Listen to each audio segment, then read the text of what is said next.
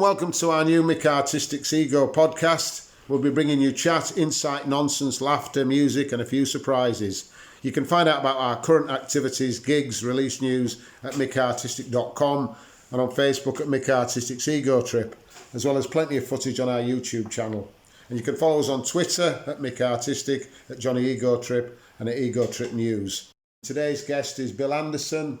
Bill Anderson is a film and TV director. He's directed Doctor Who, Mr Selfridge, as well as many other successful TV dramas. He's chair of Directors UK. He's also a writer, a beekeeper, and has written a book entitled The Idle Beekeeper. In today's podcast, we talk about Screaming Lord Sutch, Roald Dahl, beekeeping, Grenfell, Black Lives Matter, Casablanca, and how perfect is the enemy of good. Hello, Bill. Hey there, Mick.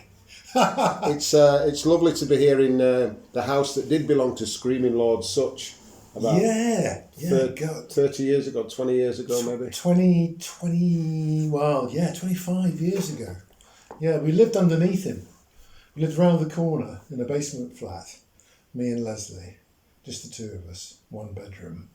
And then there was an additional child, so there were three of us in this one bedroom flat. And then there was another child, and there were four of us, and it really was too small. So upstairs, in the 3 floors above us, lived a French woman, Giselle, who was mad enough to be in love with Screaming Lord Sutch and the Monster Raving Loony Party. And he owned this house that we're in now, and he used it for storage. He was a sort of OCD hoarder, and as you walked past, you could see the ends of rolls of carpet 10 foot up in the air, resting up against sash windows. Did he live here then? I don't think he ever actually did. He might have lived here for a bit. There was a kitchen and there was a bathroom, but it was full of things like leopard skin covered cocktail bars and quite a lot of coffins, because he used coffins as part of his stage. Yeah, I remember, because he had a single called Jack the Ripper. Jack the Ripper, and it used to be brought onto the stage in a coffin. Yeah. But a lot of it was just boxes of shite, because we did eventually we bought the place off him, which is quite tricky, because I remember there was one point where the bank said, "Oh yeah, we just need a timber survey done, just a formality, and then it's all tickety-boo." And we just couldn't. We got all these surveyors, and they'd come in and they go, "Well, I can't do a survey because it's inaccessible. I can't get into more than half the rooms. 13 rooms, 7 of them completely full." And so eventually we found someone who said, "Yeah, I'll do it. I'll just tell the bank what they want. They're here." Anyway, he charged us 40 quid, and he came back and he said, "It's all fine. All your timber's fine." So how can you know that? Because everyone else said they couldn't tell because they couldn't get in. He said, "Look, all those rooms, they're so overloaded with shite that if the floors were rotten, the ceilings would have collapsed." Yeah. And so they said they've got to be fine. They're being stress tested all the time. So we had to buy it sort of sight unseen, full of his shite, because he wasn't prepared to move it out unless we were prepared to buy it.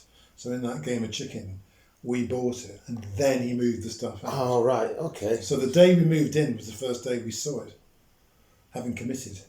Right. Money. Yeah. Anyway, but he was actually a really good person to live underneath. He was a really lovely guy, and a really nice neighbour, and very concerned, and he was really good with the kids and everything. The only trouble was, because he was a bit of an old rock and roller, he was a bit deaf, and so our bedroom was underneath the kitchen of Screaming Lord Sutch. And I remember 30 years ago when over 30 years ago when Leslie was pregnant with our first child, we were lying in bed one night, and he had a little TV in his in the kitchen, a little sort of 14-inch screen Philips thing with a tiny speaker. and he used to watch the TV and creaky floorboards, and it was a bit jumpy with the sleeping. And then one night we were lying there. We both got woken up by this fucking enormous explosion upstairs. Like, what is that? What is that? And then it went really quiet. We thought, okay. And the next thing we heard was doo, doo, doo. And then another huge explosion. And we realised that we were watching upstairs on the TV in the middle of the night was The Cruel Sea. And what we were hearing was the soundtrack. Submarine. It was a submarine waiting for depth charges. And we were sort of huddled in the bed looking up at the ceiling. And what you kind of knew was that up there on the telly was a whole bunch of submariners who were also all looking upwards to wait for when the next big bang was going to come. So eventually I rang up Dave Such. I said, Dave, your TV's on. Dave Such. Dave Such, yeah, exactly. So Dave, your TV's on. Oh, sorry, mate, sorry, I'll come down, turn it off. And then it was like dum dum dum dum dum dum dum dum dum. And then the TV went off, and then creak, creak, creak, creak. And he made himself like a pot of tea. And then drank this pot of tea, mostly on foot, walking about. So he was kind of lovely, but the rock and roll had taken its toll on his eardrums. And he had no notion of his sonic footprint. But I do remember the first time I came here, and I was it was Sarah Jane Lovett who brought me here. Oh yeah. Yeah, back in, I think it was something like 2010 possibly, and it was a winter's night. It was cold, and I'd been working. I'd been doing some paper bag drawing because that's I'd come down to London and maybe play a gig, but also I might do a bit of drawing and see my children who live down here, and Sarah Jane was a fan. She used to come and see us playing in there. And we had a mutual friend, Tim Burke, who's not with us. His dad was dead, sadly. And so Sarah Jane said, "Oh, I'm going to a party tonight, and I think you'd be a real surprise because the man who's running the party, the couple they're fans of your music, and he'd be made up. But all you have to do is just turn up on the doorstep. I just want to see his reaction, you know." So we turned up at the doorstep, and I opened the door and came in, and it was lovely. I mean, I was ushered in, and there was a lovely meal, and I was looking round, and I live in a house in Armley up in West Leeds. It's a big house, big old terrace, high ceilings, and I walked in. There's an amazing carpet that meets your eyes when you walk in the door, and it's a lovely, like posh, beautiful colours, vivid reds and blues and stuff. And there was like red gaffer tape going up the steps. And Bill, this used to be Screaming Lord Such's house. It's like, what? And I went upstairs. I used the toilet. I thought, this is the bathroom. This is my bathroom in Leeds.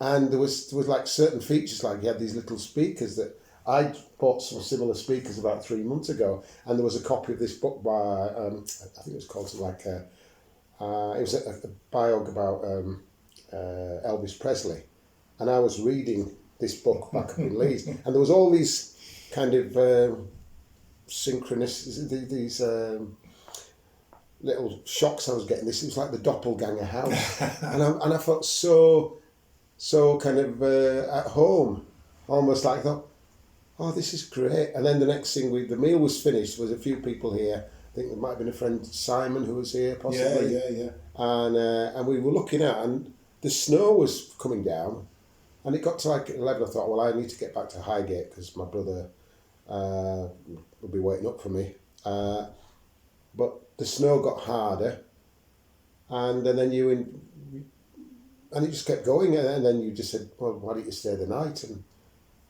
I don't know, I mean, it was I just turned up, and I didn't expect to be offered a bed, in somebody's house, but fair enough, and I went upstairs and slept. Oh, and so before we did that, we went out into the street, and we made a snow woman. We did. There's this voluptuous sort of snow figure, and I think a young gang of a young family of people came along, and they found it quite lewd, and they knocked the head off it. Yeah. And damaged it. Yeah. And this is like, we were out throwing snowballs at 3:30 in the morning. I know, it was extraordinary because it hardly ever snows in London, and then there was this kind of total Rubens voluptuous-breasted snow woman Yeah, in the that front happened. garden. And I think you and Lawrence Dorman, who's a production designer for films, knocked her up in about 10 minutes or something. It was really quick, and she was very curvy.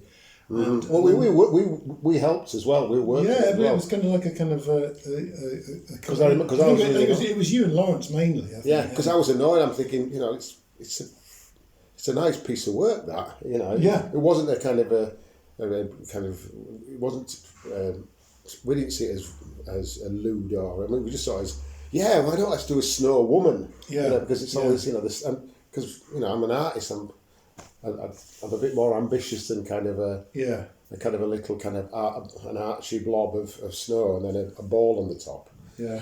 But and that was like 2010, and we've been sort of falling on your mercy for the last sort of 10 years. I think we've come and play a gig in London about sort of 3 or 4 times a year, and I always pick up the phone and ring you up and say, can we stay at your house, and we don't need to bring sleeping bags. We've got a bed each, and it's always been lovely. It's been, we come here and it's calm and quiet, and we can prepare ourselves, and I can prepare myself for the gig, and there's always some interesting folk around, and both Bill and Leslie are interesting folk. They have interesting careers. You're a director. You direct TV stuff. Yeah, direct TV drama and write as well. And Leslie's a kind of publisher's editor, so she works in publishing in books, fiction, high end fiction. And then Leslie, she was responsible for getting Train Spotting off. She was, yeah. She was the one who found the manuscript of Train Spotting, single spaced ink dot printer, and no one could understand it. And because Leslie's from Edinburgh, she could decipher the vernacular. Course. Yeah. And normally, if manuscripts aren't double spaced, people don't bother reading. This was the slush pile. This was kind of stuff that was unsubmitted stuff that was sent. Oh, it's pagination, isn't it? Is that what? Well, what it's to do with is like if it's not double spacing, you can't make notes, and so there were all kinds of reasons for that manuscript to have been just bounced and not read, but Leslie read it. And of course it was absolutely brilliant, and I'm sure that it would have someone eventually. There's no way that Irvine Welsh wouldn't have been found. I mean, but right. Leslie, but she found people like Louis de Bernier, Roddy Doyle. Crikey! Yeah, right.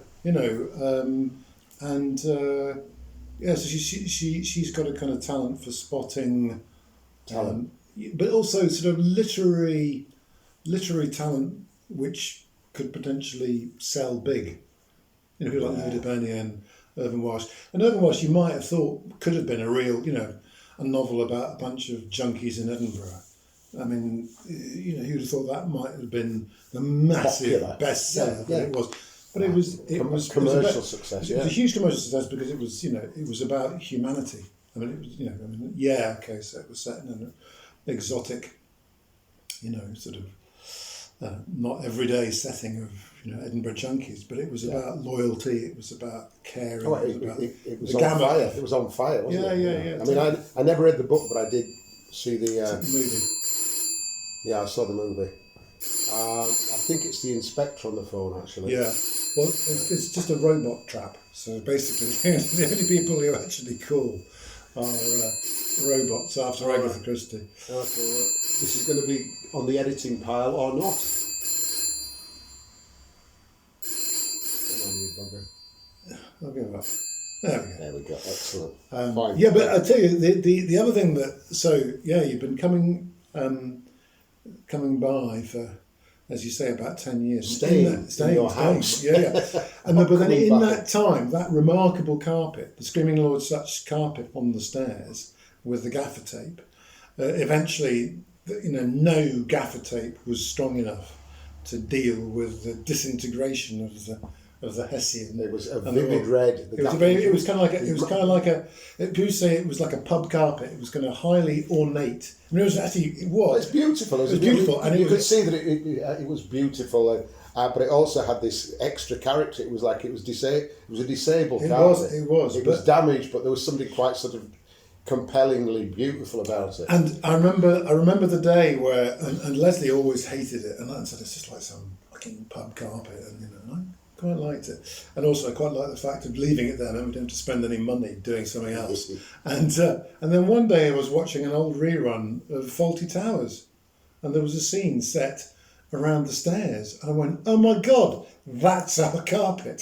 So basically it was the same carpet they used in Fawlty Towers on the telly. So he got it at such, he picked it up, whatever, and in a skit possibly, or bought it. Or I think before he bought this house, it was owned by someone who was an antique dealer.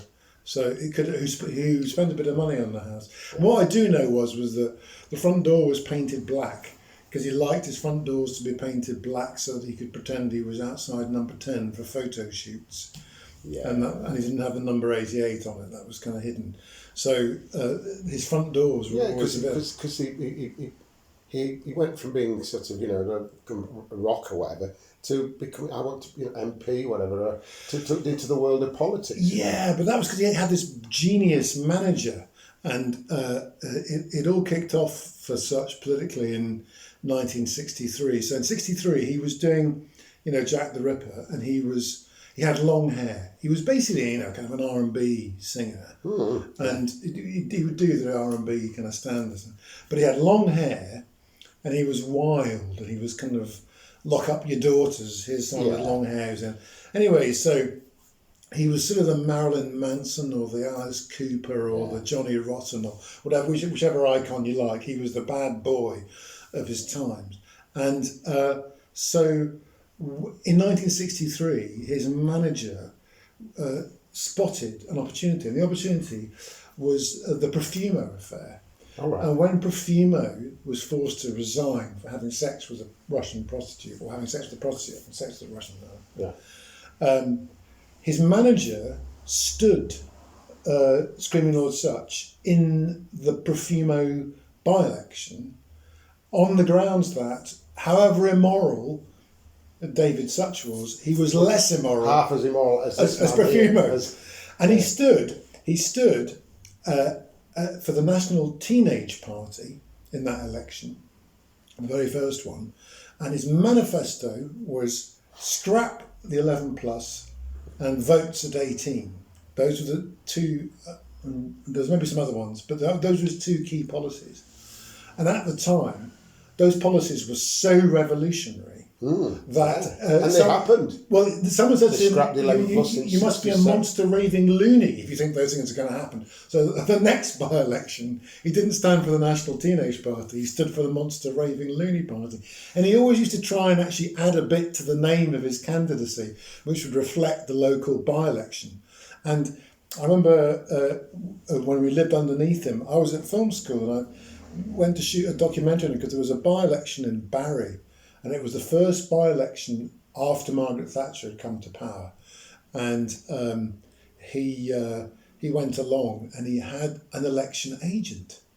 And his election agent turned out to be the bass player from Shaking Stevens band in Wales somewhere. And he was kind of, part-time bass player, part-time antique dealer in Cardiff. And anyway, what Sutch used to do was he used to find some muso nearby where the by-election was, get them to be his election agent, put down the deposit, and then he'd have a victory party the night before the election. And the victory party was just a gig. and his local muso, who was his election agent, would also just get a scratch band together, and they'd do a Screaming Lord Sutch victory party the night before the gig. And I remember what was he called? This guy, he was called Batman. That was his nickname. And I remember having this phone conversation with him to try and arrange, filming around what we were going. We were driving out there, and I kept having to refer to him as Batman in this phone conversation. And Leslie was kind of listening at the other, to the other end of the phone conversation, and it was like I was saying, yeah. Well, so what do you think, Batman, about this and Batman? And then eventually I said, so I'm coming to this address, and yeah, fine, Batman. Okay, and how will I recognise you? And Leslie said, he'll be wearing his pants outside his tights. And anyway, he was a lovely guy, and Cynthia Payne was standing in the same election. Miss Whiplash. And anyway, but personal services, wasn't it? Was it? Yeah, and also, so she told me back in the day when he was standing these by-elections, he said that you could kind of tell from the body language of the tellers who'd won. Before the result was announced, when everyone got up on the stage, you could just see by the way they were looking at people. So what he used to do, this is before proper minders and PR, he used to make sure he'd work out who'd won, and he made sure he was standing right next to them. So the minute it was the result announced, he would offer them his hand. So that all the pictures were taken of the winning candidate shaking hands with this guy with a leopard skin jacket and a top hat going monster raving loony. So he just made sure he was always like actually in the spotlight. But they said then, as people got more professional about it, he would be sidelined. He'd be ushered. And he said, but people always loved him because they felt that all the votes that he got, he was stealing from the other candidates. They never believed he'd steal votes from them because their voters were far too sensible to, even consider voting for Monster Raving Looney. So everyone kind of loved him. And then there was one time when he got more votes than the National Front and the Lib Dems in a election, and he really wasn't popular then because there were people who just, didn't like him at all. But so when you were living in this flat here, when you were living in Such's flat and you around the corner, two small, were you directing then? Was that an I was. When did you start? I was at film school then, so yeah. I mean, kind of I started.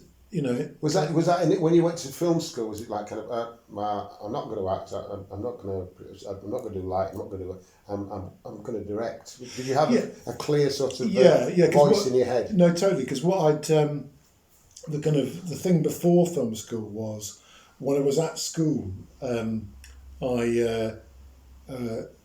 was writing little stage plays, and putting them on. At school? At school, yeah. When I was 16, I started when I was 16, and then when I was 18, I had this kind of extraordinary piece of luck. Sort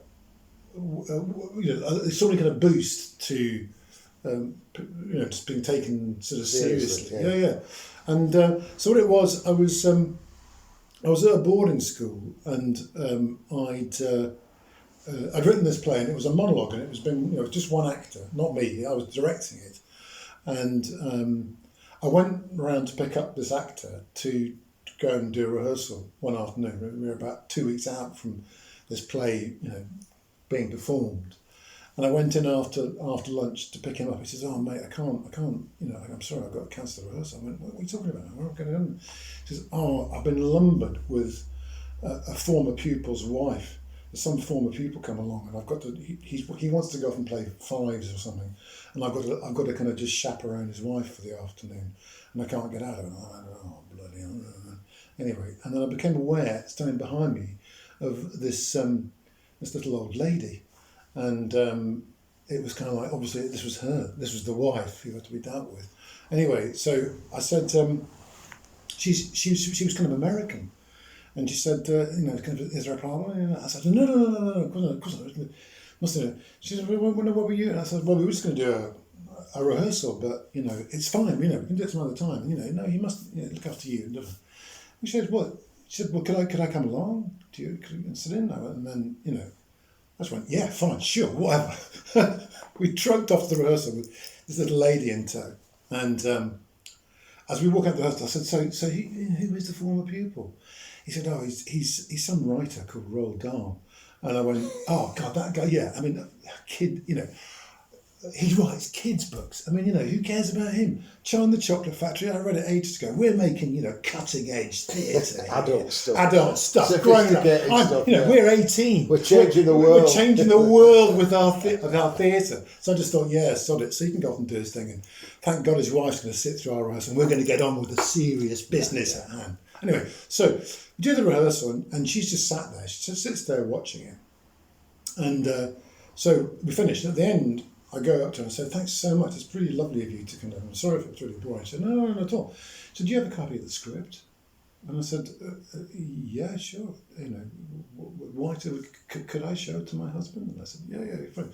Take my script. Yeah, sure. Anyway, went off and thought no more of it. And then that evening I was summoned to go and have dinner with Roald Dahl. Turns out Roald Dahl read the script. Roald Dahl loved the script. Roald Dahl is my new best friend. Now I think Roald Dahl's a fucking towering giant of literature. Yeah. Well, Roald is iconic. Yeah. So basically, having dinner in this restaurant, me and Roald Dahl, Bez's bromance, he's great, I'm great, totally ignoring his wife, little old lady, Anyway, so about a week later, I'm speaking to a friend who's, my mum's age, and I'm saying, I guess you're not in the road.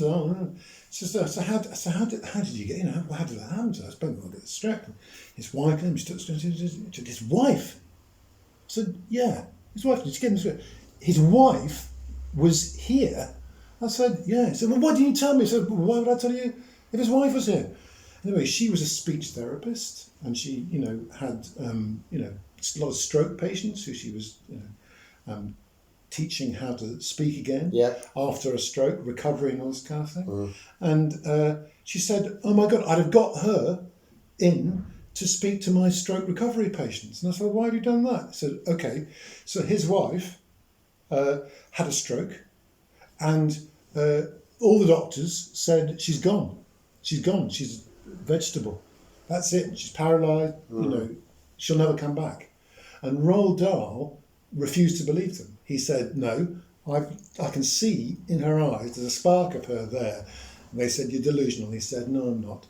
And he arranged for either himself to be by her bedside 8 hours a day, kind of bullying her into, come on, come back. I know you're there. I'm not going away. And if he couldn't be there, he had someone else to do standing guard over us as you disappear. Yeah. And then my friend who was a speaker said, and you know what? She made a complete recovery. She came back completely. And I said, wow, that's amazing. And my friend said, no. The really amazing thing is that she won her Oscar for Best Supporting Actress after her stroke. And I said, so that little old lady who sat watching my rehearsal, saying nothing, who I completely ignored, was an Oscar-winning actress. And she said, yeah. And I just thought, what a wanker. What an 18-year-old hubristic wanker that this, some little old lady. What a wonderful world. What a wonderful world. Because the thing is, you go on, you carry on and you do see yourself as this. Even now, I mean, we all see ourselves with nothing else, with no choice. We are the centre of our universe, but we're revolving in this little, whatever, universe. But meanwhile, there's bigger planets just floating past. Bigger planets that might sort of connect, might not connect, and it's the potential. We have the potential to sort of to grow, to shrink, to stay the same, and just have a really kind of extraordinary life. Yeah, and also the people you bump into, you've got no idea what epic tales. People who seem to be just wandering around down the street, minding their own business. What they've got inside, what's happened to them, what successes, what disappointments, what acts of heroism, what failures, what all of that kind of stuff. People are kind of amazing, endlessly surprised. We're constantly underestimating, of course, everybody. We've got a bloody. Bill's just spilt his coffee. No, that's all right. Live on the podcast. Oh, and it's okay. It's not gone anywhere back. The PA is not turned up. But yeah, I was thinking because I did loads of drawing and stuff on paper bags, and one of the main things about the job, I'd draw somebody in pen on a bag, and I loved it. It was great. It was my little art concept. I'd followed it through. But in the meantime, by the way, I'd spend 15, 20 minutes with a stranger who I might already have sort of written off in the first 5 minutes. No, he's on the skids. She's whatever. She's a bit too fruity or too snooty. And I learnt to sit and shut the fuck up. And I heard so many wonderful stories. I heard so many kind of life-affirming stories from people who looked damaged, who looked ordinary, who looked besieged by stuff, but they had these shards of light that started to sort of flick out of them, and I'm thinking, oh my, and I'd be riveted. I'd sit there and I'd forget to draw because they were really good company. I think it's interesting, isn't it? Because actually, when you're drawing, you've got a very, very clear, demanding purpose. You've got a thing to get done, and that kind of requires concentration. And you're running a kind of narrative of, I'm doing this drawing on a paper bag, I know how to do it. I've got 15 minutes. I'm doing it this way. There are no mistakes. That's how it goes. Yeah. That's how it goes. And I'm on it now. I'm doing that thing, and it's a bit like sometimes. And when I'm directing, we're on a schedule, man. I mean, there's so much money at stake, and things have got to happen, and they've got to be delivered, and you've got to, get the scene in. You have the job time to do. You have to do your job. But the thing is that when you're doing that, if you're driving down the road in a chieftain tank at full speed, fully armed to deliver a payload of weapons, accurately, blah blah blah blah blah, how do you notice the smell of the roses in the gardens as you're passing by? And I just think this whole kind of thing that if you're not doing that, then you become an empty, sort of driven thing. You're a tank, an empty tank. You're an empty tank, but you don't know what are we fighting for, or those kind of things. So it's that kind of ability to change gear, I think, to be able to be receptive in a kind of very passive way. I mean, I think being receptive, there was a kind of activity about it, but it's kind of an opening activity rather than a driving activity. And I think that you definitely need both. And it's interesting you say that. I was just pick it up because you say I stopped drawing. Because you see something and then you go, I can't actually progress the task and observe this beautiful thing at the same time. It's kind of somehow there is a. I mean, I've had a number of people that I've sort of admired and stuff. I've drawn people like Stevie Marriott and Wilco Johnson and Paul Weller and stuff in there, and I did a fellow Vic Goddard yesterday. I drew his picture, but I always find that I think I've become like starstruck by these people who are like my heroes, and I can't almost like get into the drawing zone. So there's very few drawings of people that I really admire that I've been happy with. Whereas when I'm drawing, I spent 30 years, my friend Tim worked out that I'd done like 24,000 brown paper bag drawings, which it seems, and that was like, most of them were people who were in the street, they'd be in a shop, in a pub, sitting there. I'd no idea, and I'd enter their life. They'd take their hat off, and then they'd agree, say, yeah, I'll have a drawing, and then the fun begins, and you sit there, and then mouth stuff comes out of your mouth, and you say, oh God, I messed up yesterday. And I basically I upset my daughter because I said this, and the fella across from here, or the woman says, oh gosh, have you got a daughter? Yeah, and then, oh, my daughter's terrible. And the next thing, you firm friends, and I'm drawing, and I found that I, as a child, I wasn't very confident. Felt quite I was kind of bullied in school. I wasn't a successful kid. I felt like somebody who basically needed to just get out. I was scuttled about. I felt like a little ant. And when I found the sanctuary of the biro and drawing, and I discovered that I could draw people, I shot up sort of psychically in size. I became like a swan. I went from being the ugly duckling to a swan, and I could talk to people when I had the pen in my hand, and I could approach anybody. I was fearless, and normally without it I'd be unsure, awkward, a bit sort of just clanky in company. But when I had the pen, the fact that I was so in love with drawing, and my friend who I did the first time, my first portrait drawing, I drew her and said, "Wow, that's an amazing drawing." And I said, "Yeah, let's go to this place called Seacroft, a rough place just up in Leeds. And if I can make money in Seacroft tonight, I can make money anywhere." So I took her up with me to Seacroft, to this really hard area. Walked into this pub, and I thought, my heart was in my mouth, and I got her to sit down, and I drew her again, and it worked. The drawing worked. I thought, it's not a fluke. I can draw people. I'm a portrait artist. I thought, I am a portrait artist. It was undeniable.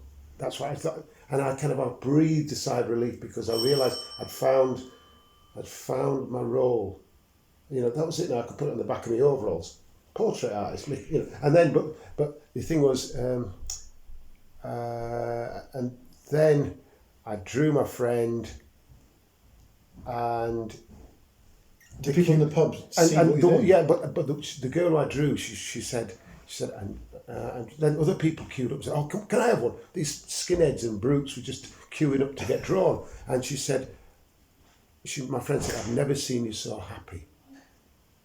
You were completely absorbed." She said, "I've never seen you that kind of alive," and that's what that job gave me. It gave me my life back, and it kind of got me out of a stupor of, you know. And I think it's that kind of thing of, you know, this kind of purpose. Yeah, and I realised I could talk to people. I realised that I didn't. But you had a license to talk to them, because you were a portrait artist. Yeah, I was like a plumber. I'd come in, so oh yeah, Mrs. But the thing is, but someone could verify it. They didn't need to take your word for it. They could go, "Okay, I see what you're doing. That's fair enough." Yeah, and every time I drew somebody, I got it was a verification to say, "Yeah, bang on it." Like underlined the fact, "Oh yeah, he's just been paid £40, £50, whatever." Yeah, that's what he does. And every time that happened, it fed into my kind of self-confidence, and I realised that I'm going to have to push harder. I'm going to try and get a drawing of that copper, that funeral director. I'm going to have to try and get I'll walk into, let's see, there was somebody working a sewing machine. I said, "Can I draw you?" And there was a guy playing piano, and I drew a guy playing piano. It took me 4 hours. It took me 3 hours to do his hand, and about an hour to do him. But his hand was going up and down, and I was watching his hand moving as he was playing, and I just became a camera. And the guy looked at the drawing and he said, "That's my hand." That was the first thing he said. He didn't say, "That's me." He said, "That's my hand." He recognised his hand. So I was like, shit, I can do this. Yeah. You see, in a way, what you've got in the drawing is kind of this. I don't know whether it's simultaneous or whether it's a kind of to and fro feedback. It's probably all of that, but just observing and processing, and observing and processing, and observing and processing, and changing what you do because of what you observe and listening. And meanwhile, there's Grandmaster Flash on the jukebox, or there's Ed whoever is Sheeran is on the jukebox, and there's people rabbiting away here opposite, and I'm earwigging. And the atmosphere is feeding into the drawings, feeding into my, and I found I loved the push and pull of it all. I thought, well, actually, I'm a sophisticated creature.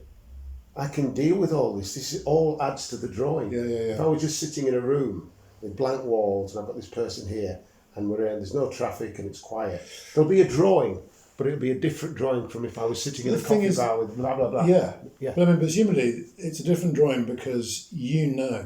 I mean, you know, with the pianist you have a long time, But like the morning after the snowman, when everyone was like very hungover, you did a drawing of Leslie down in the kitchen, and I took pictures of you drawing her, and it's a brilliant drawing. She doesn't like it because she was hungover. She just doesn't look too beautiful, so she doesn't. She's proud. Yeah. But it was a very true drawing. But the thing about it is that it's of the moment, and this is what ties in quite closely to what I do in terms of filmed camera drama, is that is a time-based medium. It's like you don't get, really a second chance. And it's like when the audience see it, you see it now. It's happening. It's gone. Kind of. I know that in theory you can pause, and no one ever does. Yeah. You experience it viscerally in the moment. It's now, and the thing about the 15-minute drawing is that now also includes the jukebox and the passing traffic and the bin men coming in and the dog going mental and the phone ringing and the doorbell. It's all it's part of the 15 minutes the biro is going to apply to the paper bag, and that's the kind of immediate experience that you are capturing. And it's like screen drama is a kind of much more laborious and manpower intense way of trying to capture that immediacy, where you're going, as an audience, you go, it's happening now. This is it. You had to be here, to experience it. This is, and again, we do it in a kind of much more, I don't know, expensive but the sound, we have sound mixes so that we decide what background sounds to have to affect people unconsciously and subconsciously. Yeah. And meanwhile, the actor's saying, the actor's sort of like 3 years down the line, says, "Oh God, I could have done that so much better. I can see I messed up there, and it's like, well, yeah, but the film's done now. The film is done. But also now the film is what it is, and and tell you what's really interesting is that every time, sometimes you have the money. Sometimes something goes wrong technically or whatever, so disastrously that you go back and you shoot a pickup and you get the actors and you go back into the set, and if you've got it, or you fake it up, and you've got a very clear thing to fix. And what almost always happens is that you fix the clear thing that you went back to do it again to fix, and you screw up everything else. Everything else isn't as good. Yes. And then you look at the footage and you go, you know what? Actually, let's go with what we had originally, because frankly, the cost benefit is, we could live with this little thing. And so even though and the actor going, oh, I remember that, I could have done it so much better. That's an actor 6 months on. Yeah. And they're a different person, and it's a different story then. And so, it's a case of listen, we have we're extraordinarily privileged to be doing in the world we are. We're in the arts, and we get a chance to do something, and the enemy of perfection is good enough. It's like good works. Yeah. Good works. Perfect is the enemy of good. Perfect is the enemy of good. Yeah. Because because people aren't that interested if there's a button missing off that guy's jacket or something, or he's pronounced the word flan wrong. It's like, no, but that needs to be. It's not my perfectly sort of realised sort of dream. Fuck it, doesn't matter about your dream. No. It's done. No. The job and gets done. Also, it's about capturing energy, and it's like if the energy's right, people forgive or the wrong button. Yeah, but the audience forgives. But if there's energy that they're interested in, and they're enthralled, whereas they'll suspend disbelief. Yeah, exactly. It's because it's worth their while. Yeah. If there's not the energy going on, if all that's going on is the correct button, then they're not going to spend the disbelief for someone who's got the costume right. Screw it. Yeah. Or they're not going to suspend the disbelief because someone made sure there weren't any cables in the background of the shot. Yeah. No, I remember sort of seeing, I think it was the remake of Tinker Tailor Soldier Spy, and I just found I wasn't engaged because I just found that the look, it seemed to be like just about the look, and I wasn't kind of convinced by Gary Oldman, because I just remember Alec Guinness, and I remember the original from the 70s, and it was such a good piece of work, and then I just wondered why they'd sort of remade it, and it was almost like re-energising the corpse, And these things are kind of interesting. I was weirdly, just earlier on. The bit of me was thinking, I hope to God that Bill wasn't directing that.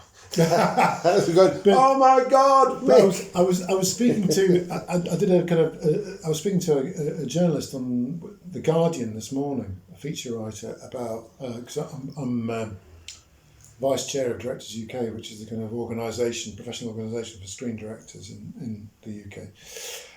And we had published in November last year a set of guidelines on directing simulated sex and nudity safely. And with dignity and honour, and but telling the story and all this kind of thing. And then, of course, we've literally just today released a kind of addendum to that about directing intimacy during COVID. Where the social distancing, all this, and there's a virus about how you do. But what's really interesting is the journalist saying, so how do these guidelines differ now under COVID? And I'm saying basically they don't. Basically, it was about the original guidelines before COVID were about safeguarding people so they could be safe, feel safe, and allow them to do daring work. That they would be proud of. But what's interesting about intimacy is that intimacy isn't about necessarily biology or flesh. It's about trust and vulnerability and sharing. And what's really interesting is like finding those moments of vulnerability and trust and sharing, and you don't need to have your clothes on or off to be able to do those things. And those are the things where if life, Albert Camus said life is the sum of all the choices that you make, and one of the really big choices we make is who we mate with. Who we choose as a sort of sexual partner. It's a big commitment. It's a big trusting thing. You're very kind of vulnerable, but it's so we all understand that those choices are important, but you don't make the choices of who you're going to mate with on biology. You make it on trust and sharing and and all those kind of things. And so actually, if you were to direct a simulated sex scene or an intimate scene safely and physically explicitly, and there was no intimacy there, the audience wouldn't watch it. Because what we're really interested in is that kind of intimacy of connection with people. And I think that, you in 15 minutes, half an hour, with a paper and a bag and a biro, establish intimacy with somebody to a level that probably surprises both of you. Yeah. Because you're starting from a kind of, who are you? Well, you start from dot, you start from, and you go to 50, 60 mile an hour. And I learned straight away that when I learned early on that I have to be as open as I can be. And if I've had a bad day, then I talk about it to the person. I just say, look, I've got sort of, kids at school, he's suffering, whatever, or basically I couldn't pay my rent, I've had 2 days about solid drawing and I just feel like a failure, and I'm not sure this drawing's going to work out. And this is kind of, so there's a certain amount of me that that felt I had to kind of jump and not even think about sort of being careful, because I was doing art. I was doing something that would really, and I wasn't trying to sort of make something that was going to be nice on somebody's living room wall. I wanted this drawing to crackle. And I met other portrait artists, and one or two said to me, they'd look at me and say, no, I'm a hack, you're an artist. And I said, what do you mean? I said, no, your work, it's a different beast what you do. I'd be down around Piccadilly and stuff and see the artists working, and I'd be out and about back in the early 80s. I had my paper bag and stuff, and I'd think, oh God, he's good, or she's good, I'd chat to them, stuff. And they'd be making tons of them, And so, people say, oh, you should go down there, that's where you make the money. But there was a bit of me that thought, I don't want to make the money. Life's too fucking short. I want to just, I want to meet Jimmy Reed. I want to meet I want to meet whoever, Bukowski, whoever. And I want to get somebody and feed off them for 15 minutes. I want to get them. You can't establish, a worthwhile connection with someone unless you're prepared to take a risk. Unless you're prepared to actually say, you know what, I'm going to be vulnerable and I'm going to show you a side of me. I'm going to offer that, share that with you. Yeah. I'm risking the fact that you're not going to share back. But if you do, then that's great. We'll form a connection. But no one can form a connection with anyone who's not sharing initially. And so when those guys say they're hacks and they say, I'll do a portrait of you, it's just sit there and shut up. And I'm a technician and I know how to make the lines look like you. But actually, I'm not connecting with you. I'm looking at the photons of light that are bouncing off you. I'm like a camera. I'm like a lens and some. It's a still life. It's still life. It's not. Not an interaction. And I think that the interesting thing is that the audiences want interaction.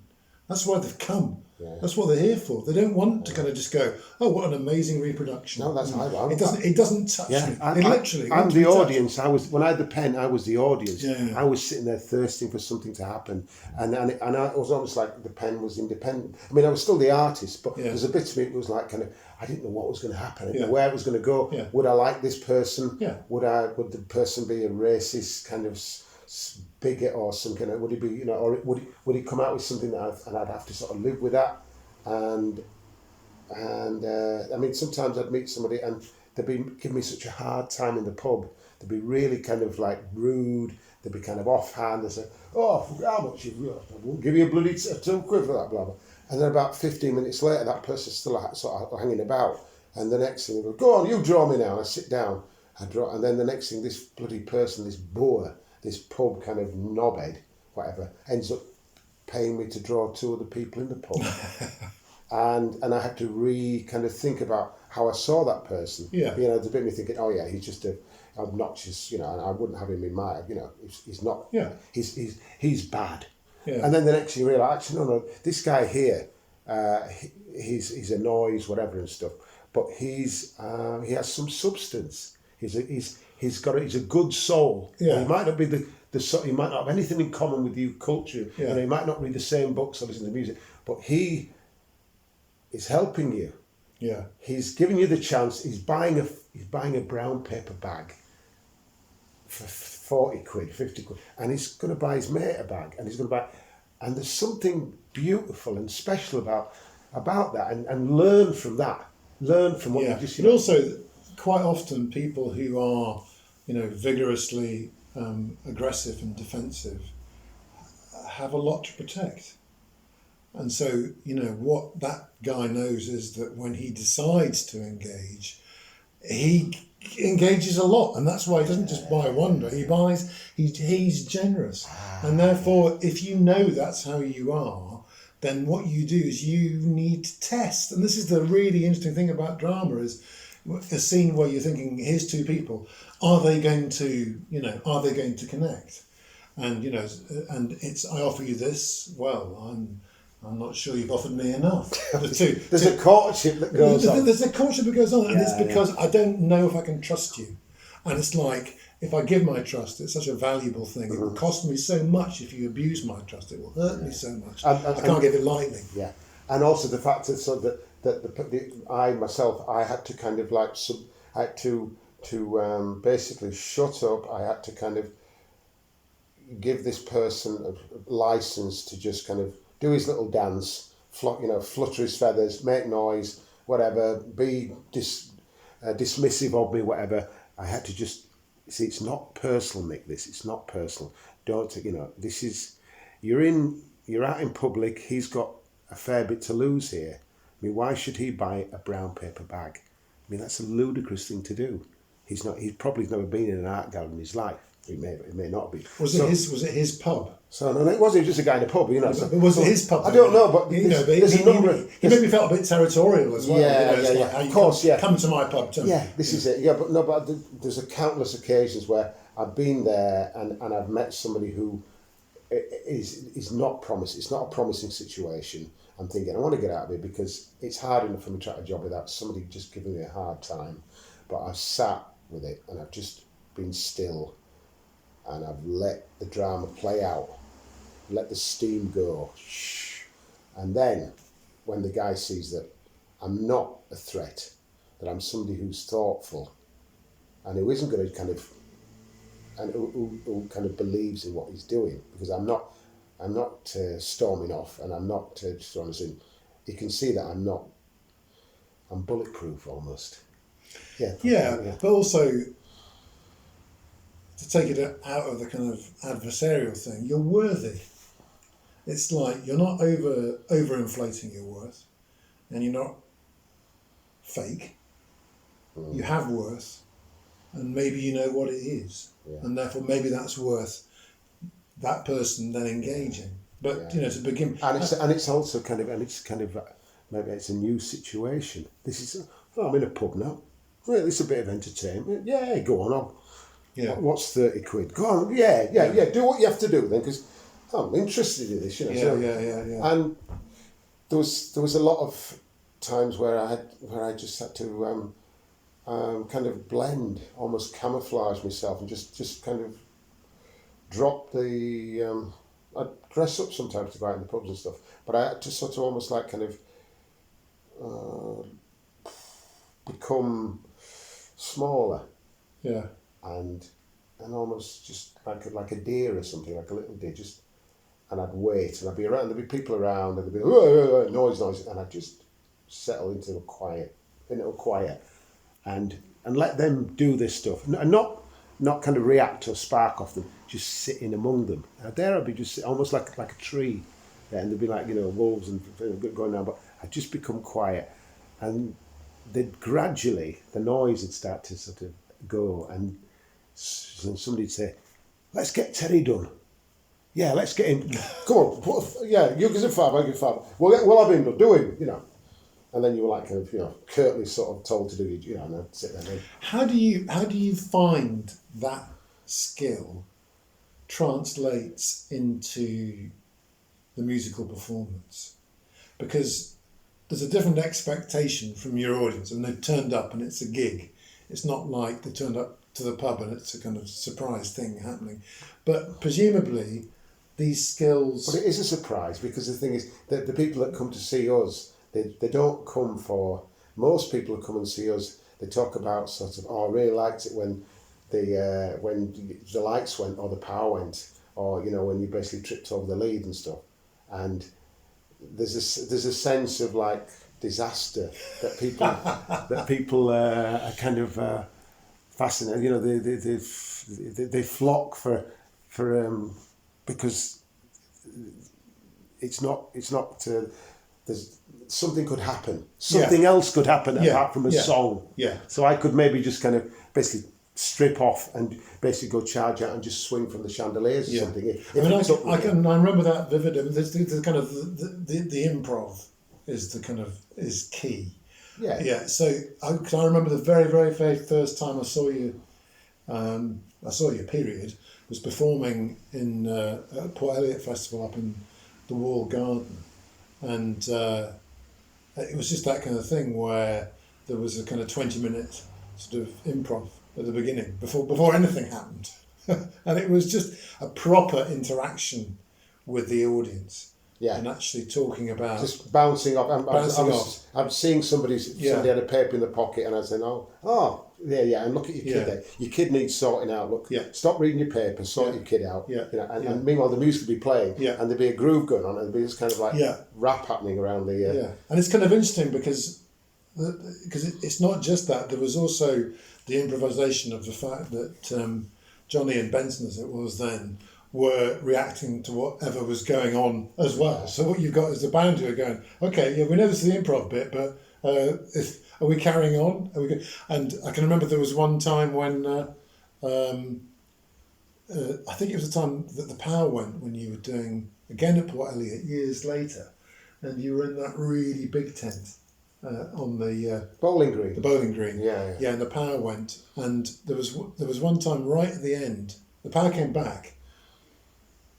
And it was at the stage where you'd got an iPad doing the drum beat, and you were doing the last number, and of course you were now clenching the centre pole of the tent, and you were a good 40 feet away from the iPad, and there didn't seem to be any way this song was going to end, because the beat kept playing off the iPad. And Johnny and Benson kept doing it.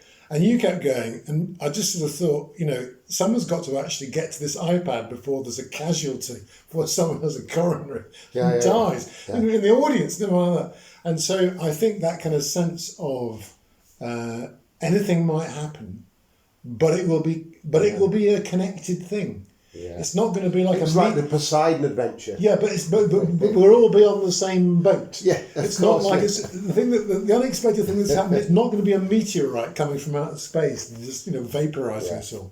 It's Mik's going to do something. Gene Hackman, the Shelley Winters over there. She's the drunken hostess, whatever. But and we're all going down. Yeah, but also the real feeling of an interaction as an audience that you. It's only happening this way because you're part of it. Mm-hmm. If you left, it would be different.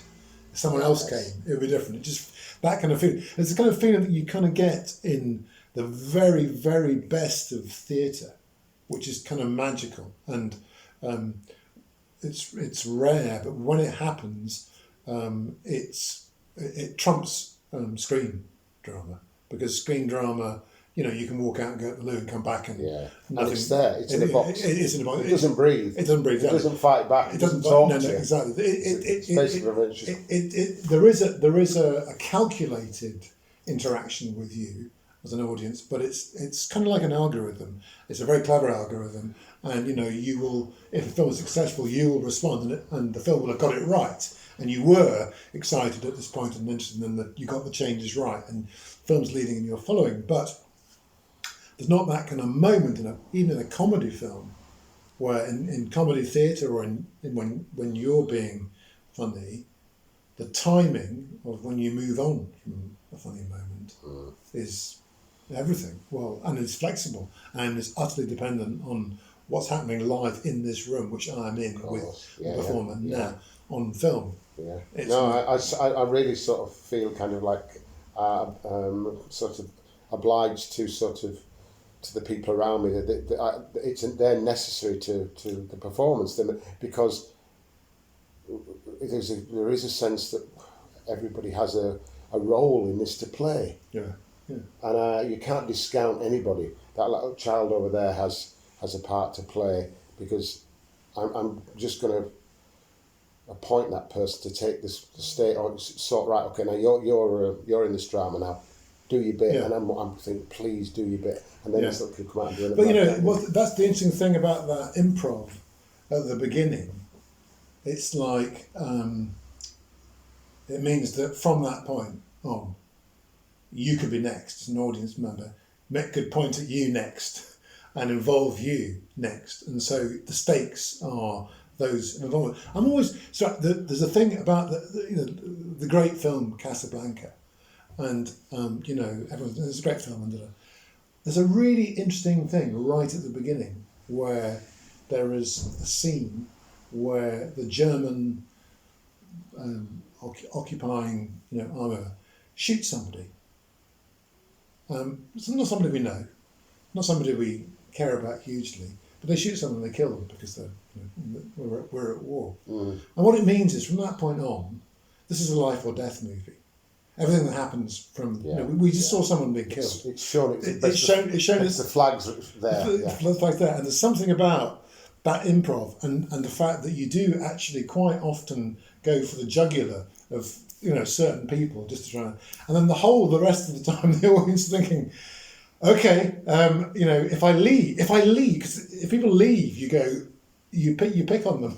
You pick up on them, let's say, and you kind of make it known. So anyone else who's thinking of leaving knows that the same thing happens. And you're funny with it, and you're witty with it, and or you're kind of mock hurt by it, or you make something funny out of it, or whatever. But it becomes part of the performance. It becomes part of it all. Yeah, that's kind of, it's really funny because. It just means that the spotlight is on everybody. The spotlight's on the people going to the toilet. Yeah. The spotlight is on the person sort of chatting, who've just seen a message on the phone. Yeah. The spotlight is on the person who've got like a child there who might be sort of just might need to go to the toilet, or is started feeling a little bit uncomfortable, and so, and that's a really important part of the because that could be potentially be a really sort of lovely moment in the gig. Yeah. If I so decide to sort of just involve them, but there's a bit of me. I'm watching the stuff unfold around me. I mean, you've got the people. People forget that actually. They're watching the person, but actually the people on stage, they're looking at the audience. They're looking to reading the audience, see how the gig's going. Is it going well? Have I got them? Or do I need to kind of up the tempo a bit, whatever. So, and I'm especially kind of, I think I do lose myself in this sea of people there, because my job before that was I loved capturing people on paper. Just the look of people pleases me so much. I love the frailties, see the sort of anxieties, the people. Oh no, and don't draw me. I've got a double chin. Don't draw me. Don't draw me because my eyebrows join in the middle or something. And these people who are all kind of insecure. They're all getting on with their life and stuff, but they're all just hanging on, as it were. They're not kind of. They don't feel like they qualify in their uniform. They're all, there's a set of, and I'm seeing sort of these beautiful people out there, all of them just doing the best, sort of flying the little shaky flag, and my heart goes out, and I just love the fact that they've turned up, and because that's how I feel about, I'm here, I'm hiding behind a little flag, people, it's a front. We all, so whoever we are, even if you're on the stage, if there's still a front there, and it's delicious. This kind of this drama, and it's theatre, which means it's play. It's not really. It's pretend. Yeah. And that's it. And at the same time, it's not pretend, but it's just we're just pretending. And do you think that I've always been struck by the fact that there's something about the quality of the musicianship behind you? Yes. It's behind you. But, that sort of reassures people that it is a game and it's not a kind of disaster movie / tragedy where, really awful things could happen. So sometimes, you can get very emotional. It can be very, touching and tender and personal. And the soundtrack is helping to sort of move to move you, but also to not feel like we're all going to have to call the Samaritans. But this is it's going to be okay. Yeah. And I think there's something about the fact that the wit of the music often, and it's kind of. I know the fact that sort of there's the two people there. There's Ben and. So there's Johnny and whoever, Sam or Greg, whatever, and they're part of this, and it might be that there's something that is quite sort of fragile and kind of emotional and stuff, but they're also invested into this, and they are fully aware of the kind of the mood of the song. Yeah. And they're standing there and they're playing through it. So people say, oh well, it's all right then. It's all right to feel a bit kind of sad, because the musicians there. They're playing the song, and the song is sad, and the music is sad, and Mik's words are sad. But it's kind of you've all got permission. You've all got permission to be sad. Yeah. Exactly. So it isn't me up there on stage having a meltdown or a breakdown. Exactly. It's just there's structure. There's a structure to it. It's like kind of couple of grown-ups, at the back, sort of making sure pillars. Pillars. Yeah. Well, let's just move on, Bill. Let's because you've been doing as long as I knew you were, it was television and directing and stuff, but then and then you had these bees on the roof. Oh yeah. So you got these bees on the roof, and I'm in the middle of a city, and I just associate bees with fronds and copses and bushes and stuff, and then the next thing you wrote a book. You did a book. Yeah. And so Tell us about the book anyway. Well, yeah, it's sort of all kind of ended up it's kind of quite tied to Port Eliot really, because the seeing you at Port Eliot, and there was a bunch called the Idler who had a tent there and did various talks and stuff. So I ended up they had a magazine, and I ended up being the beekeeping correspondent, or regular columnist for them, and I still am. I started off and I approached Tom Hodgkinson and I said, I know that your partner Victoria, your wife, had kept bees for a bit but then lost her nerve, and I said, I keep bees. Do you want to do a beekeeping column? And he just said to me, well, can you write? And I went, yeah, I think so. So that was it. And I think I've done, I don't know, 20 columns, but I got into it whilst I was directing. There was I was doing a show. I did a pilot of a show called Lewis, which was a kind of spin-off of Inspector Morse. Oh yeah.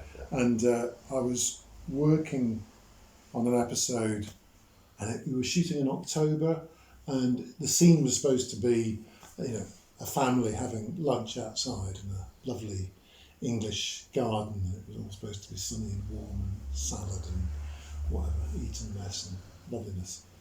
And we were doing the scene, and it, of course, was freezing cold. I mean, it wasn't actually snowing, which was nice, but it was so cold, and all the actors were sort of huddled in puffers, and then they'd be plucked away at the last minute. You'd have to pretend it was, it's so hot, and act with no hypothermia allowed. And anyway, and of course, because it was October, not only was it cold, but the light was going. So I remember I was talking with the cameraman about what on earth we were going to do to sort of add light into this scene, because you can't light the outside world, can you, light bits to make it look, A, daylight, B, gold and warm and all that kind of thing. And as I was chatting to him, he was going to listen to me really carefully, taking it all on board. But as he was listening to me, I just noticed he started to crouch down onto the ground, and he was sort of like pretending that he wasn't doing it. So I carried on talking to him and telling him, my pearls of technical wisdom about how to do it. And I just noticed he kind of just really surreptitiously, without looking at his hand, he just picked something up off the ground, and then he kind of stood back up again. And again, all of this was like he thought I hadn't seen he was doing it. And then equally surreptitiously, he then just started, he brought the hand, he picked the thing up into a fist and started blowing into it like this. And eventually I said to him, Paul, what are you doing? And he just, like a little schoolboy who'd been caught stealing sweets, he just opened up his palm, and there was this thing in the palm of his hand, and it was like a dead bee. And I said, it's a dead bee. And he said, well, it might be. It might be. It might be. It might be. It's a might be. It's a might be. But he said sometimes it could be dead, but sometimes when they fly out of the hive this time of year, because it's really cold, if they linger too long on a flight, the temperature of their body cools down to below 6 degrees centigrade, and at that point their flight muscles don't work. So they're still alive, it's just they can't fly. Yeah. And he said sometimes if you just warm them up a little bit, and as he was saying this bee flipped over from his back onto its legs and started walking, and then next thing it flew off. And I remember the look in his, I said to him, oh my God, you just resurrected a dead bee. He said, it wasn't dead, I was just giving it a helping hand. Anyway, I remember watching him as he watched this bee fly away, and a little twinkle in his eye. Anyway, I went up to one of his sparks, who was rigging the lights after our chat about how the hell we were going to shoot this thing. I said, your governor, he just resurrected a dead bee. And this one, oh yeah, definitely, yeah. He's a world champion beekeeper. And it's like, this cameraman was a world champion beekeeper. Like the actress, I had no bloody idea. He had this he was called Bond, Paul Bond, an absolutely delightful man. The name's Bond, Paul Bond. Bee Bond. Bee Bond. And he Anyway, I didn't immediately, become a beekeeper, but that was the moment when that bee flew off. Yeah, and the fact that sort of there was this little drama where he was trying to hide what He tried to hide what he was and doing. so you were, and immediately you were kind of thinking, well, what's he trying to hide? I know. You sort of think if he'd have done it overtly, Yeah, I'd have gone. there would have done something. But the fact that sort of it wasn't for your kind of like He was trying for his own kind of delectation, whatever. Yeah. And you were thinking, what's going on here? I want to, But and this almost like courtship thing happened, and you said, what are you doing? And then I'm resurrected, and there's this little and he was so modest about it. You know what I mean? And then just the fact that you could see that sort of he was pleased. Oh yeah, it's like you just sort of thought, as far as he was concerned, all he was doing was giving that bee a helping hand. But on the other hand, giving a bee a helping hand, is there more you can do in life? Does it get better than this? So and as a kind of ethos of life, just giving a fellow creature a helping hand if you can is a beautiful thing. And and that's kind of that's the kind of ethos of my beekeeping. I don't keep bees because I'm a kind of I'm a honey fiend or to make money or anything like that. It's just to kind of help. Giving them a helping hand. Yeah. And I do get that. But and the book is about. It's called The Idle Beekeeper, and it's about how the bees have basically been keeping themselves for 15 million years completely brilliantly. They don't need us at all. So it's about how to do it. So it's a fraud job then, beekeeper. Yeah, I like to. What do I call it? I call myself. This is in the book. I like to think of myself not as a beekeeper, but a hive keeper. A bit like an innkeeper. An Airbnb. An Airbnb, but like an innkeeper, because it's a bit like if you. There isn't a beehive on the planet with a lock and a key, and if you're keeping an inn, you don't lock your guests up every night. That's a different job. That's called a prison warden. So what you do is you give people keys, and they're free to come and go. And if you make the place really nice, and it's a place they really like to stay, they're happy. They'll stay. They'll come back.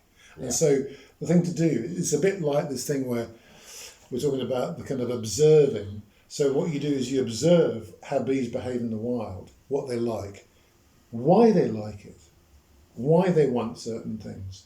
Rather than just going, well, they seem to like it, so I'll just do that. You go, well, what might it be about their behaviour that this thing that they like helps? Why do they want that thing? Why do they not want that thing? Why do they choose this place? Why would they choose this room in the inn over that room in the inn? And then once you kind of understand why, you can then start to tailor what you offer them. So basically, I just offer them somewhere to live. That's all. They do everything else. They know what to do. I can't build honeycomb. So you don't clean the hive every sort of month? No, I don't. No. I mean, the thing about idle beekeeping... All you build it, and then they come. Yeah, sort of. Yeah, you do. And what? Was every now and again the thing is you nip upstairs or up and Yeah. So what are you doing when you go there? So what I do is, because I do, I take a little bit of honey, not much, but I do, and so that happens in the autumn. And just the autumn. So basically, with this idle beekeeping, you attend to your hive on 2 occasions per year, not whole days. Just 2 occasions, once in the autumn and once in the spring. So once in the autumn you go up there, and the hives normally are made up of 4 boxes. Yes. And the top box is one on top of the other. On top of the other, exactly. Yeah. Tall column, tall thin column. And windows? No. Because what the bees think they're living in, the way they've done it for 50 million years, they live inside a tree. Inside a cavity. So you've got a tree basically. So I've got a tree. I try to make it as like a tree as possible. So is it rounded? Box? No, you can do it rounded. It's just going to swell. But even just the fact that it's kind of enclosed and it's dark and it's wood and it's warm. I make it warm because the trees would be very thick. So they're quite thick are the walls and everything. No, so what I do is because that's the thing. So the walls are a standard hive thing. So this is for the podcast. Could you're just about an inch. About an inch. That's very generous. Actually, quite a lot, often less than that. Yes. But an average tree is 6 to 10 inches. The walls would be. Really? So how do you keep them warm then? I wrap them in wool, which gives I wrap them in about 2 inches of wool. That's on the outside. On the outside of the wood, and it's waterproofed with some roofing membrane, like a Gore-Tex, All right. like a Gore-Tex puffer jacket. Okay, right. So, Wrap it around. like and then it has a waterproof cover over the. So there's so- wood, and then there's like Yeah. soft, blah So- blah blah, so- and then there's a kind of waterproof jacket. Yeah, exactly. Okay. So the thing, and what that means is that it's as warm as a tree where the walls of the hole are like 10 inches of wood, like a massive log cabin. And if you get a load of bees there, it's going to be warmer as well. They love it because the thing about inside the hive, people think about a beehive and think, well, it's where bees live, or they think it's like a honey factory. Those are the functions of a hive. Yeah. But actually, at the height of the season, there can be 40,000 babies in there, and those babies have to be kept at 35 degrees centigrade 24/7, or they all die. So basically, it's like a neonatal ward. The whole hive's like an incubator. So how do they know what the temperature is, the bees, and how do they sort of keep it sort of that stable temperature? Their gene, they've been doing it 15 million years. Okay. And so what they do is when it gets too cold, they disconnect their wings and they tense their flight muscles, which are huge, and they heat up with the effort. It's a bit like doing... they just sort of go... They tense like that, exactly like... Yeah. And they actually get hot. And they boil. And they kind of heat, and they lie on the comb and warm the babies up. And then when it gets too So where hot, are the babies in? Inside the comb, one inside each cell of honeycomb. Okay, right, yeah. And then when it gets too hot, what they do is they cover the honeycomb with the babies, the wax comb with the babies and stuff, in water, and then evaporate it by their wings. Where do they get the water from? Well, they'll get it from a stream, or they get it from the nectar from the plants that they're evaporating. And how do they produce? What do they spit it onto the? Yeah, they basically just spit it onto the. They'll put water, fill their crops with water, spit it out onto the honeycomb, and then fan it with their wings, and it evaporates. As it evaporates, it cools. And the same way, if you lick your hand and blow on it, it feels cold. Yeah. They take the heat off that. But this is huge. So they've got this aircon system, but the aircon system is assuming they're in a big tree with lots of insulation. Yeah. So they're assuming it's not going to get too hot or too cold because. So how big is how tall is it? Like sort of 4 foot or something? Is it? It's about 32 inches. Okay, So it's 3 foot. Yeah. So basically, in the autumn, I'll go and if the hive can, I'll weigh the hive, check that they've got enough. Because basically, if you're taking honey, you're taking their winter fuel and winter food. Right. So that's what gives them. If you take too much, they're all going to die. Of cold and hunger. So you can only take a little bit. So provided they can spare it, and I can just weigh what's there and know. And I only take half of what you're supposed to take. But I take a box off the top. So then the hive becomes 3 boxes for the winter, which is less than room for the. And then in the spring, what I do is you lift the whole hive up, put an empty box underneath. And the bees always build comb downwards, so they're like a bit like on a hamster on a wheel. They keep building downwards, but they never quite reach the bottom because you keep lifting the hive up and shoving another one in. And then you take the box off the top. So if you don't want honey, you don't have to do that. You can just leave them be. All you really want to do is have, happy bees. Leave them be. Leave them be. Yeah. Right, and in the book not only deals with bees, but also there's a small section there about Grenfell Towers. Yeah, well, it's because because of the thing about wrapping them in wool and insulation to give them the kind of environment that they evolved over 15 million years to that level of insulation. So I've got these bees up on my roof in hives clad with insulation, and literally 400 yards down the road is Grenfell Tower. And so, my bees will use it as a navigational landmark. And that was a building that was clad with insulation too, recently. And the decisions around the cladding of the insulation of that building are, well, what I wanted to do was compare honeybee democracy with human democracy. So basically, honeybees they have a decision-making process by which they decide where they choose where they're going to live. And they have scouts that go out and recce all kinds of sites. And when those scouts check them out, they measure them up and they gather information about them, and then they go back to the hive and they do a kind of dance, which is like an estate agent's particulars on this big. And they say they're enthusiastic about it or they're not. But one of the big differences between scout bees and estate agents is that scout bees never ever lie. They don't lie. They're going to have to live in whatever place it is with all the other bees. Yeah, of course. Yeah. So, but that's just their they, job. they just tell the truth. Yeah. And so what happens is that they do a dance, and so as part of this, they tell the truth, and other scout bees, who are these are the senior bees who they've done all the jobs in the hive and know what's needed. They listen to this and they don't just go, click, yeah, we'll go there. It's brilliant. Sounds great. They go, sounds interesting. We'll go and take a look.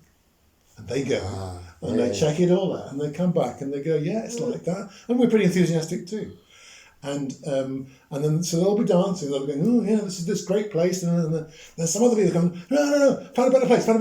They do the dance and they go, oh, it sounds interesting. We'll go and take a look. We'll check it out, And so you can't do this kind of social media, click, like, viral lie, because they go there and they check it out, because they're going to have to live there, and it's really kind of important. And what this means is, there's been a lot of science done on this, that they make the right decision over 95% of the time.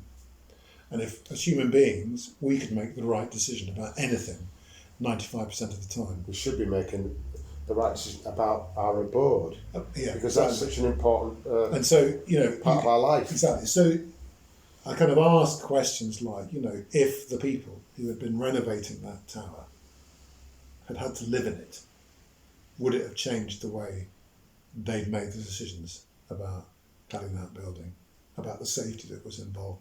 And for me, there's a photograph in the book of one of my hives in the foreground, clad in insulation, and literally behind it, the burnt out husk of Grenfell Tower. And so every time I go up on my roof, I see hives that I've clad with insulation and a human abode that's been clad in insulation. That didn't work out well. And it's sort of like, so it's been it was extremely hard, to ignore and to look at the different ways that another social species looked at decision making and democracy. And did it so much better. Well, and it's been, when we've been around for 15 million years, then maybe we can start picking holes in what honeybees do. But they've been doing it successfully for a very long time. Think about them is they don't make smartphones or fire engines or pizzas. They do what they do. They do one thing. They build hives and honeycomb, and they make honey and they have babies and they pollinate. They're kind of they do the thing that they do, but they do it really, really well. And I think that the notion of not outsourcing trust is really important. I think that, and not outsourcing responsibility. And you have to ask yourself, if you're a council or any kind of organisation who has responsibility for other human beings, and you sort of outsource that responsibility, then, and everyone we have to delegate responsibility. And the bees delegate responsibility to the scouts to find them a good place to live. They're all busy. They haven't got, they're feeding babies, haven't got time to check out, the house hunt. So you delegate it, but, be careful how you delegate things. Don't delegate things beyond trust, beyond care, beyond accountability, beyond transparency, beyond community. Don't stretch.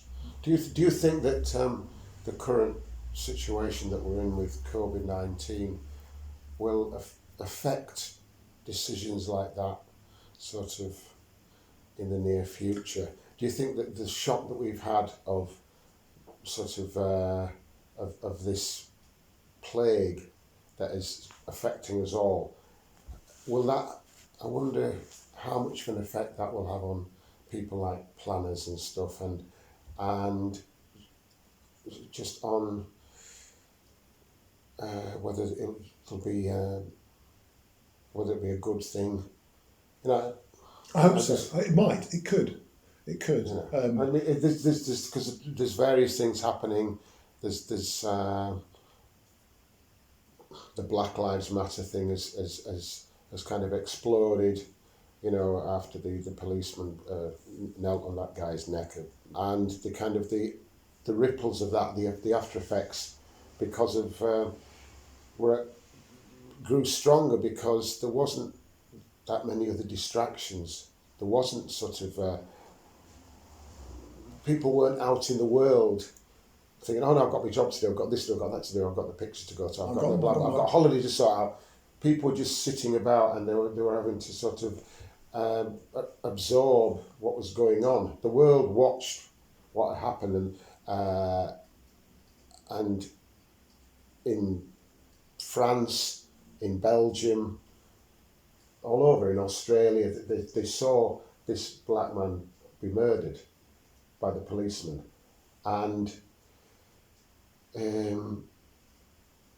there was repercussions, because now there's so much, there has been an awful lot of sort of ripples in regard to sort of the police are being sort of the institutional racism seems to be quite sort of in the forefront of the papers. There's like that black MP who was stopped by the police in the car, and the police said, well, the windows were tinted, we couldn't see who it was, but it turned out actually that, this is,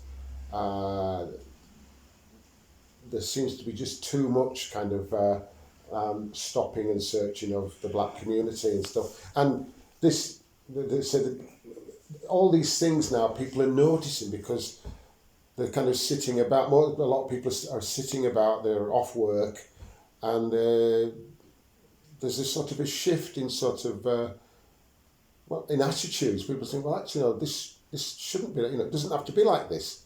Well, there's a lot of reflection going on, I think. I think you're absolutely right. I think that, a bit like the person being killed at the beginning of Casablanca,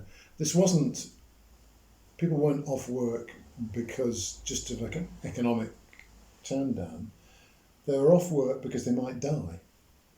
I think that the thing about COVID was, certainly to begin with, people were having to consider what was important to them in their lives, because there was an existential, kind of extended moment when, you might not survive this. Yeah. So what's important to you in life? Actually what matters to you as an individual?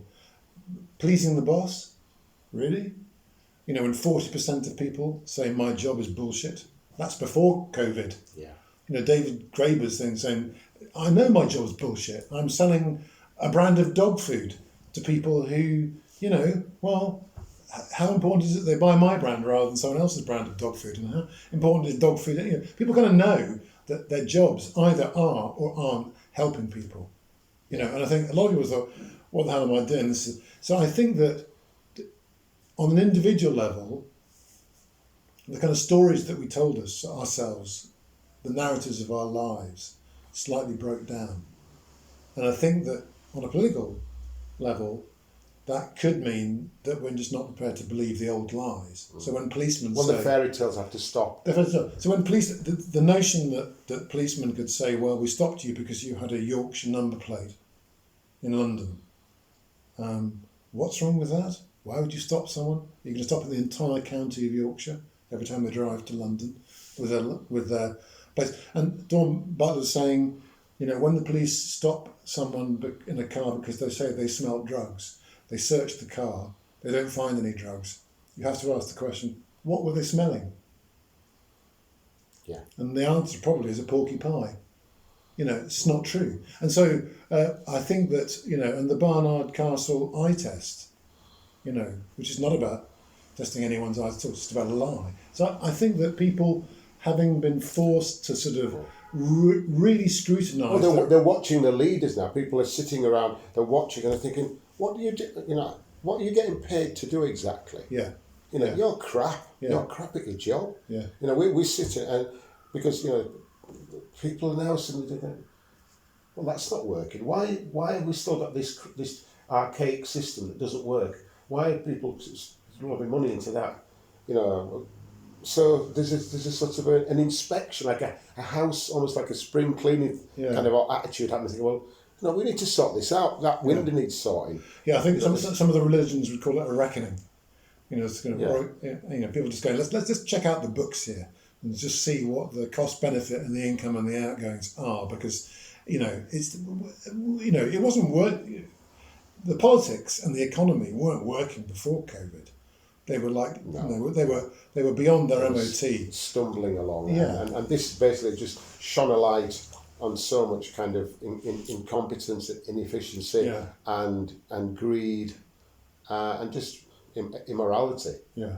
You know, and it's like we don't have to live like this, you know, because the fact is we've got this great leveler here. We could die, so why do we have to live in this sham of a sort of an existence? You know, life is more important. You know, there's a life and death thing here, and anything else, you know, is not that of a priority. So let's just get things right. Let's look at the state of ourselves as a species. You know, we've got this great kind of like full stop. This great for the moment, and it's something else will happen. A new punctuation mark. There'll be another capital letter. But right now, this chapter has kind of ended here. Now there's a possibility of a new chapter, but there's going to be a pause. There's going to be some more. You know, there's going to be this is the third book in the series of Lord of the Rings or something. The new book's been written. So in the meantime, I hope so. Yeah. I think the thing, there is something very appealing about being able to get back to normal somehow. You know, Dorothy clicking her heels together and saying, I want to be I want to be a little boy again. I just want to go back to the way it was. But no, we're burned now. No, and we have to be adult. We have to be all of us have to be the adults now. Even if we're artists or rock and roll animals or directors or or whatever we have to look after each other. And it's almost like, it suddenly occurred to people, we have to look after each other. And that's kind of a Christian tenet, it's a sort of humanist tenet. We have to look after each other. And for a lot of time we haven't. You know, we look after ourselves. That's kind of takes precedence. And we try and sort of, we're trying to get to the next rung and we're polite and benign to everybody, but we're going that way, and everybody else can fuck off, they can fall off the edge. But we realise that's so. What's the point if my brother or my mother could die next week? You know, what's the point in this kind of getting up the ladder? Who are we getting up the ladder for? You know, are we going to we'll end up on our own at the top of this ladder with all our friends and loved ones in a pile of corpses around us? Do we want that? So no, we don't. We want to. Everybody has to. I can remember when 10 years ago, but Leslie and my dad, both our dads died within 2 or 3 weeks of each other, and there was a whole load of. I guess it was just the time. It was a whole lot. I was going to a lot of funerals of men of in their 80s who died. I was going, and what's really striking. Many of them were, had very successful careers, and when it came to their funerals, all that mattered was how kind they'd been. That's all anyone wanted to talk about. No one was interested in their CVs. No one gave a crap about how much money they'd made. No one cared about, It's when they gave somebody a fishing rod, or basically they gave a tennis to go to the pictures. Yeah, those are the things about. It's about the intimacy of connection and community, and and however you define community. But my God, when you take notice of somebody else and you say, here's a tenner. Yeah. I can see you're in trouble. And it's just, here's a tenner. Yeah. And if the person who receives that thinks, oh, that's so kind. They're noticing me. Yeah. My brother didn't notice me. My best mate didn't notice me. This fellow, I'll always remember him because he handed me that.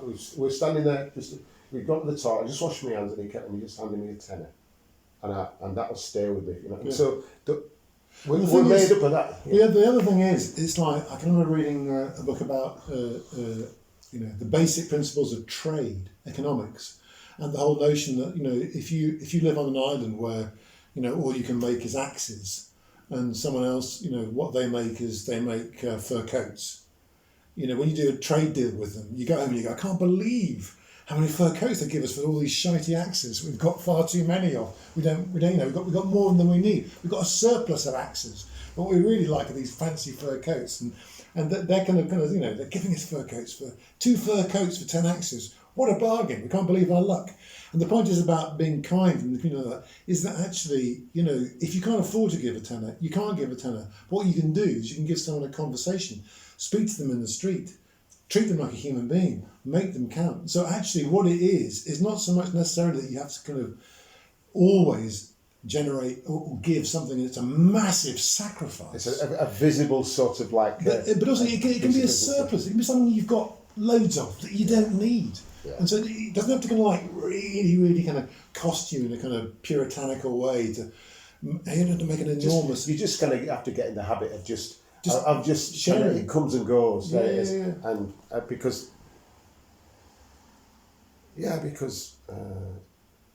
it works. Because if it can help, if somebody else needs it a whole lot more seriously than you, they've got it, and it lights up their life. Yeah. It's just what they need at that moment. Yeah. And you've had it sitting there gathering dust on your shelf for like kind of 2 years, 3 years, Yeah. and suddenly it's like it takes on a new lease of life. Yeah. That person takes on a new lease of life, and it's like, Because if you're saving up something for a rainy day, what is the rainy day? What counts as a rainy day? At what point are you going to, or are you just going to hoard it? And that's just fear. Yes, I am going to hoard it, Ben. And I am hoarding it, and I confess, I am that hoarder. And I've got a house full of 1,000 CDs and thousands of bits of paper and paperback books and questionable shirts, and some of them really should be put down. It's the only expression. Anyway, listen. And with all our guests, Bill, can you recommend an album of the week for the listeners? Do you know? I'm going to recommend, and this is a bit of a just because I don't know why I listened to it recently, but this takes me back a million years, and it's Stormcock by Roy Harper. Oh. And I've always, it was one of the first albums where it was really difficult to learn how to play the guitar parts of it, and I can remember taking the needle and putting it back to the beginning of a track and trying to get that, and then missed it, do it again. There were no guitar tabs on it, but really weirdly I was listening to some remastered version of something on YouTube, one of the tracks, and it came up that we'd been using The Handmaid's Tale. And so Roy Harper, sort of 50 years on, some of his tracks are being sort of recycled as, sort of weird icons. But why not? Because the thing is, they stand the test of time. They do. His music puts the hairs on the back of my neck. I know. Yeah. I've gone to see him. I saw him in a pub in Leeds in about 1990, whatever it was, and he was on the stage and he did When the Old Cricketer Leaves the Crease, and a few others, and his voice is absolutely, it broke my heart. Yeah. I was stood at the back of this room, and I felt so good because I started to cry. Yeah. I was shedding a few tears, and I thought, and he just broke me, and it was. I'm thinking, I saw him live when I was about the time that I met Roald Dahl years and years and years ago, and I've been completely biased. I spent my entire life saying, "Yeah, I know." I've apologising for loving him so much, and it's because I saw him playing live, and there was just a real connection with this guy, which has kind of permeated all the recordings I've ever heard of his music. So I'm hearing something different, probably, to people who haven't got that connection, haven't seen the glimpse, and so. But I can't help that. I can't unsee that. I can't unmake that connection, and I can't quite explain it. And he's not the greatest philosopher ever. He's a pretty damn good guitar player, actually, though. As I've discovered as I've tried to emulate him. No, he hits the button a few times. He really hits home, and if he's heard his, and people like Jimmy Page think he's gone, Yeah. and Rob. Well, there's a Jimmy Hats Off to Page. Harper track on Yeah, the yeah. Led Well, Zeppelin album. on Stormcock, there are only 4 tracks on it, and the second track on side 1 is called "The Same Old Rock," and that's just him and Jimmy Page, 2 acoustic guitars and Roy Harper singing, and the pair of them together are kind of But amazing. his voice is so sensitive and beautiful, and he's quite a sort of an edgy, so there's a certain belligerence about his image and stuff. Yeah. But actually, it's when he sits down and his voice is feminine, it's sweet, it's asexual, it's beautiful, and it really gets into the heart. And it's extraordinary because he's 75 now, and he still can sing. Yeah. It's really good. Anyway. Okay, thank you, Bill Anderson, for coming on the Ego podcast, and thanks to you listeners for tuning in. Bill is currently writing a column for The Idler, The Guide to Idle Beekeeping. For further details, go to website www.idler.co.uk or Facebook, Bill Anderson. You can listen to this again and download this podcast on iTunes, Mik Artistik's Ego Podcast. Further links can be found on our website, mikartistik.com. See you on the road and on the waves next time. Bye!